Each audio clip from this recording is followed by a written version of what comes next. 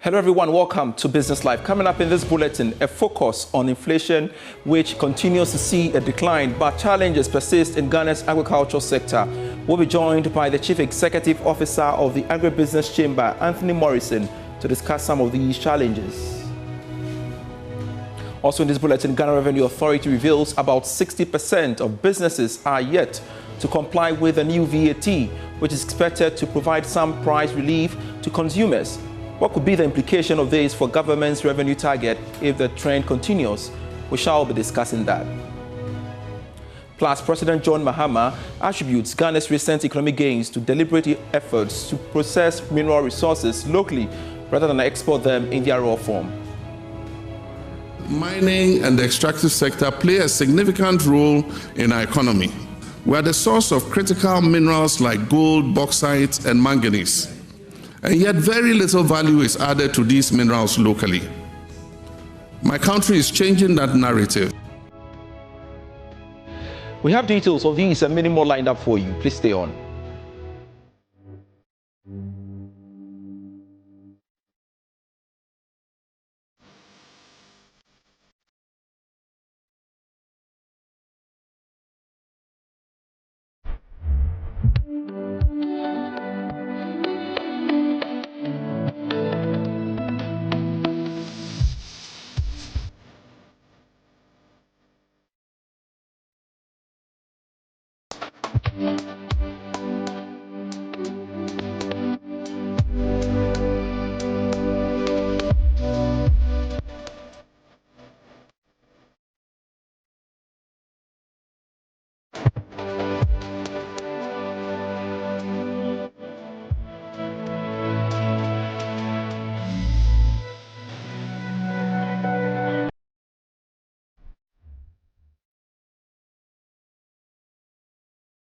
Thanks so much for staying on. A look now at our stories. The Ghana Revenue Authority has revealed that about 60% of businesses are yet to comply with the new VAT, which is expected to provide some price relief to consumers. Now, to help resolve the issue, the GRA has inaugurated a new compliance and enforcement unit under the Domestic Tax Revenue Division to ensure that the VAT is paid accordingly. And we want to have a conversation on the back of that revelation. And we've been joined via Zoom by tax consultant Francis Timoboy. Thank you so much, Mr. Timoboy, for making time to speak to us here on Business Live. Really, did you, or did the GRA, I should say, anticipate this following the implementation of the new VAT system, you think?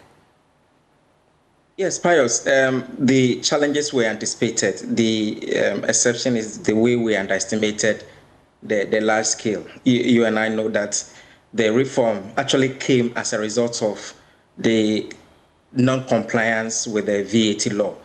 So give or take, some of us estimated that at least a month should be a good period for the government to have all the taxpayers fully complying. But from the way we are looking at things, it's good that the GRA has put in the measures, the task force, to ensure businesses comply. And if this compliance does not come through, surely government is going to suffer a very big blow to the fiscal revenue measures that they have put in place. And I want you to tell me more about the implication of this on government's revenue target. Yes, you've mentioned the fiscal targets, etc.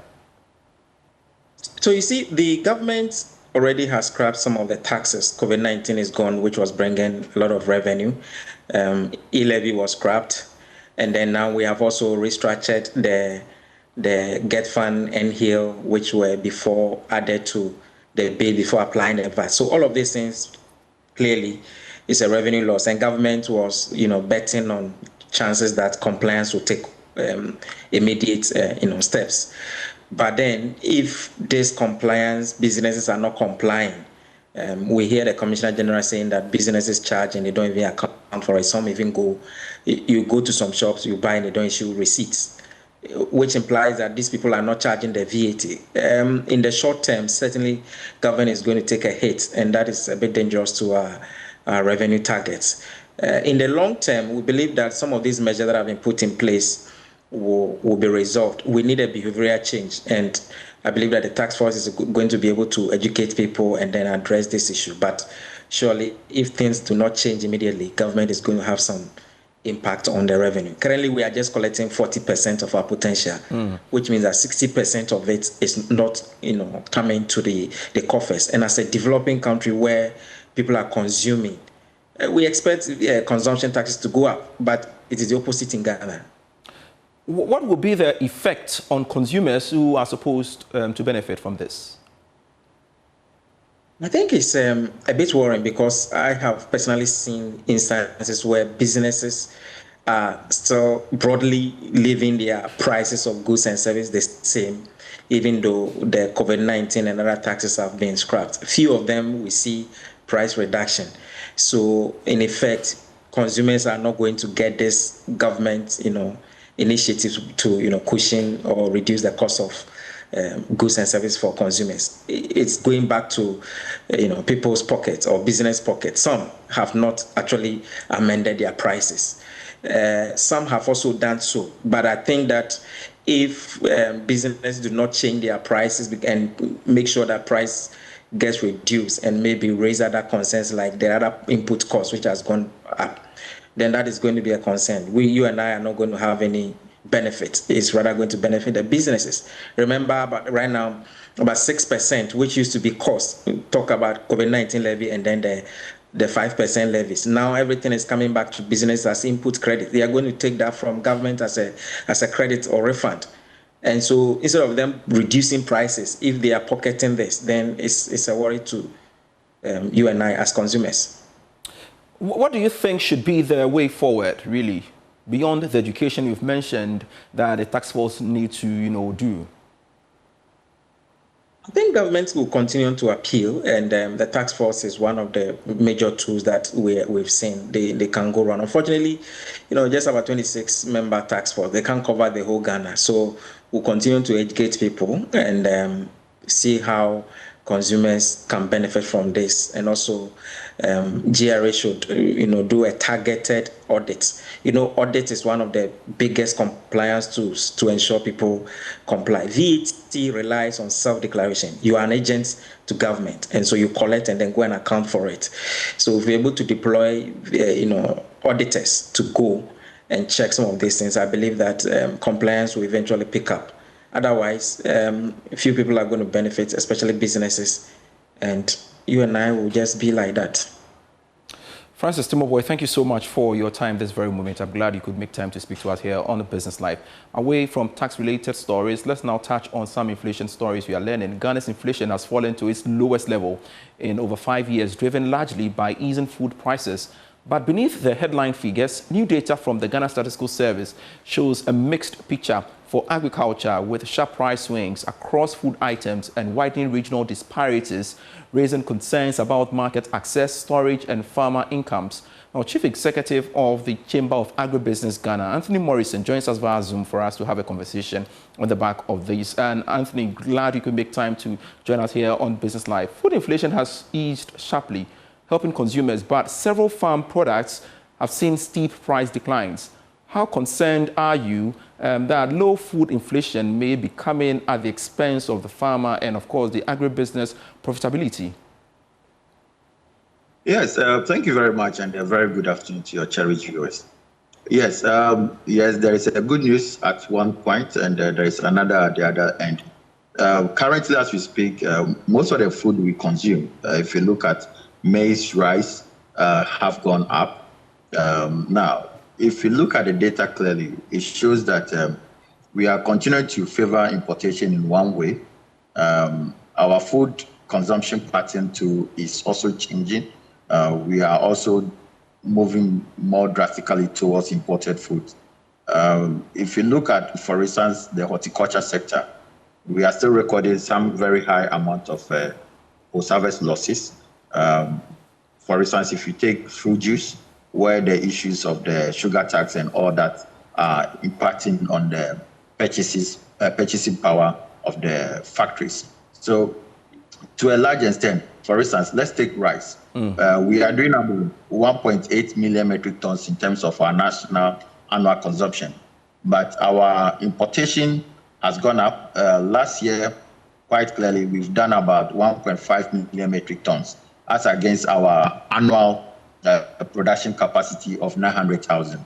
Now, this 900,000 has accumulated between 2024 to 2025. What we are looking at is cheaper rice coming into the country, some through the landed borders.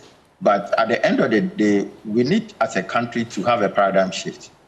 How do we import rice into the country? We need to begin to put measures in place.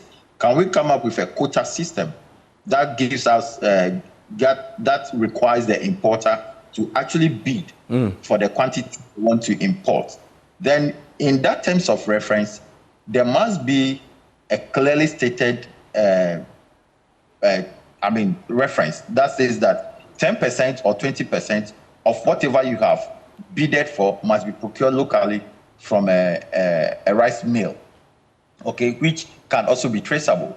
So to a large extent, I think that we as a country have to come up with our own strategy, how we can advance production, reduce the increasing importation rate, because that is also having impact on the forex, so that at the end of the day, we are building the rural economy, strengthening the general economy in a manner that advance our economic well-being. And I appreciate that, Anthony. But when you get to see the figures, some food-producing regions are still recording double-digits inflation despite improved national figures.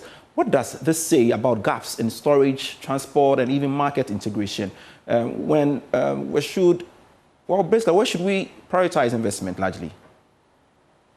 Okay, so some of these figures are true. First, we are looking at the fact that the farmers are not selling more of their produce. So at the farm gate, we are seeing increase in prices at the farm gate. We've done the food cost build-up of the country. And if you look at the cost of logistics alone, it's almost 30%. Because don't forget, we do logistics both ways, before production and post-production. So you have the logistics actually taking a lot. Now, one would have thought that in view of the fuel prices coming down and also the forest coming down, that will impact on the price at the farm gate. But the problem here is that the farmers are not getting the kind of orders that comes in for them to be able to supply. So they're having few or lower demand for their raw materials, but because they are recording higher post-harvest losses at the farm gate, they are increasing the price so that they can make it up to what they are losing at the farm gate in terms of the losses, in terms of some of the paddy rice, some of the other fruits and vegetables that are getting as a result of we not having enough cold chain system and better warehouse systems to take care of it. So these are driving farmers to a point where maybe this year there may have to be some support from government, some what at the chamber level we refer to as a socio-economic protection mechanism. Otherwise, it's going to impact farmers so high. We need government to come in strongly to be able to identify affected communities where they have recorded higher losses in terms of post-harvest issues, and for them to be able to produce for us this year. And Anthony, I know, let's switch topics basically. I don't know, you've come out with some analysis which suggests that about 20% excise duty on natural fruit juices is threatening over 127,000 jobs and causing farmers to lose income. How come? Yes, unfortunately, we are not following the rest of the global system where we are actually supporting our nutrition products. This excise duty, 40%, we call it the sugar tax. Globally, that is the technical term for it. If you look at East Africa, Nigeria, even in West Africa here, Nigeria, Ivory Coast, they have all reduced their sugar tax level so that they'll be able to buy more from farmers so that they can process. Now, the natural juice processes are different from the sweetness and also the additives, okay? So we need to get it clear. One is a nutrition-driven purpose, and one that also advances the economy because it has a long value chain, which cut across those who supply the seedlings, the farmers, and also the processors. Unlike the the sweetness and the additives, the artificial additives. There is no value chain to it, and we need to be very careful. What we are saying clearly is that we need to be able to reduce the sugar tax level so that we are promoting health and nutrition among the general public. A lot of people, I know a friend of mine who said, look, I'm stopping alcohol, I'm going to be drinking fruit juice. But most of the fruit juice he drinks, or even 100% of them, are all imported. And it's good. You also argue, Anthony, you also argue that this excise duty is undermining a potential $1 billion export opportunity. How would removing or reducing this tax strengthen Ghana's position as a regional hub for food processing and support the 24-hour economy initiative largely? Quickly. Absolutely. We are having a lot of competition from Benin, from Ivory Coast. In fact, and also Nigeria. We've lost about 18 companies so far to these people as a result of, the cost of energy on your processing, on top of your 20% on the sugar, which is the sugar tax, which is being charged on your production, which is the product going actually to the market, is affecting the overall production cost of operation of the processing companies. And don't also forget that we are competing against imported products that are not more nutritious compared to what we are producing here in Ghana, like the Blue Skies, the Kumfi, the HPW, and all of them, Golden Exotic. We are using Ghanaians to produce nutritious food for Ghanaians. And we should be taxed for adding value, which we will export. For instance, we do mangoes, and if we are doing, we are removing the 20% tax on mangoes, we are going to have a retention of not less than $600 million. We are doing same to pineapple. In fact, actually, Benin has taken over the African pineapple production, and they are doing so well. As a result of the fact that Benin have zero rated sugar tax. Okay? All right. And other coconuts and other areas are also picking up. If you add the cost in terms of the export losses we are getting and the post-harvest losses as a result of not having enough money from the factory level to procure farmers, if you add this together, that's what we are getting. And we're talking about 50,000 to 120,000 farmers likely to lose their livelihoods. Great. So we'll come back to you subsequently for more conversations on this, Anthony. Thank you so much for your time here on Business Live. And this is still Business Live. Let's pause for a breather. I'll be right back. Hello, welcome back to Business Live. President John Mahama has attributed Ghana's recent economic gains to deliberate efforts to process mineral resources locally rather than export them in raw form. Addressing Zambia's National Assembly, he called on African leaders to prioritize domestic resource utilization to drive economic transformation. Right, Honorable Speaker. To achieve economic transformation, Africa must not be ashamed to leverage its comparative advantage in its natural resource endowment. Africa must exercise greater sovereignty over its natural resources if it is to create prosperity for its people. The era where we parceled out large-scale concessions to speculators who then turned around and flipped them for huge profits must end.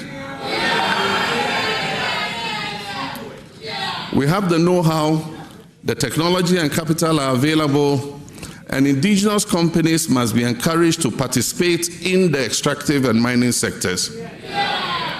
We must support our indigenous private sector to capture the commanding heights of our economies.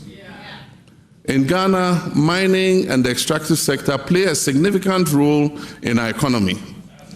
And much like Zambia and other African countries, we are the source of critical minerals like gold, bauxite, and manganese. And yet very little value is added to these minerals locally. My country is changing that narrative. Ghana established the Gold Board in April last year to take control of and regulate our gold exports. The Gold Board was given sole authority to export gold out of Ghana. Since the establishment of the board, gold exports from the artisanal and small-scale mining sector have increased from 63 tons to 104 tons in 10 months. And the sweetest part of it is that this 104 tons have earned Ghana over $10 billion in forex inflows. The Ghana Chamber of Construction Industry has appealed to government to urgently pay debts owed its members from the Ghana Road Fund as payment delays continue to affect project delivery. Chairman of the Chamber, Nana Opare Kwafo I, made these remarks on the sidelines of the Chamber's handing over an inauguration ceremony here in Accra. The construction sector is projected to grow by 7.6% in 2025 and 6.9% in 2026, driven by a rebound in public infrastructure investment and sustained activity in the real estate market. Despite the positive projections, the sector has been weighed down by rising debt levels over the years, placing significant financial strain on contractors and investors. Chairman of the Ghana Chamber of Construction Industry, Nana Opare Kwafo I, says government must ensure all outstanding financial commitments are honored to guarantee timely and effective project execution. Somewhere in December 23rd, he instructed and payment was effected into the Ghana Road Fund account. I just want him to know today, over 1 month, 11 days, that money hasn't reached contractors. I repeat, we haven't received that money. I applaud the president for his swift intervention. As he quoted during that time, he says he wants contractors to go and spend at least Christmas. Christmas has come to pass, yet we haven't got that money. Mr. President, you have honored your part, but I'm sure somehow, somewhere, there is a standing block. You have the powers. Come in and see the release of that money to contractors. Meanwhile, Chief Executive Office of the Private Enterprise Federation, Nana Osei-Bonsu, highlighted the need to develop sustainable structures that promote affordable home ownership. The cost of housing in our neighborhood is exorbitant, very high. So majority of our citizenry cannot afford to buy a home or own a house. Is that fair? But we have a resource in this country that we can use to construct or do a lot of our construction, housing construction, that will cost less. They used to call it burning bricks. Porcelain and clay will turn into bricks, and bricks will turn into housing, and housing will become cheaper for our people too. The handing over and inauguration of the Ghana Chamber of Construction Industries Governing Council and standing committees ushered in new leadership for the 2025-2028 term. The new administration is expected to steer the affairs of the chamber while advancing fresh strategies to support the growth of Ghana's construction sector. Be prepared to pay a little more for your motor insurance from February 16. This follows approval by the National Insurance Commission for new insurance tariffs to apply to all non-life policy holders. More in this report. According to persons close to the regulator, the move has been influenced by some developments in the economy backing this upward review. Sources say this will ensure that insurance companies are able to meet their obligations to policyholders when needed. The expected review, we understand, will affect all categories of non-life insurance policyholders. A letter from the National Insurance Commission, seen by Agribusiness, reminded the various players to stick by the approved rates, which could see policyholders pay about 20 Ghana cedis or as much as 100 Ghana cedis in terms of the increment. It is not clear for now how much this could impact the cost of operations of commercial drivers and how that could affect efforts to try and reduce transport fares in the coming days. Let's now go to myjoyonline.com/business for some quick read on that portal.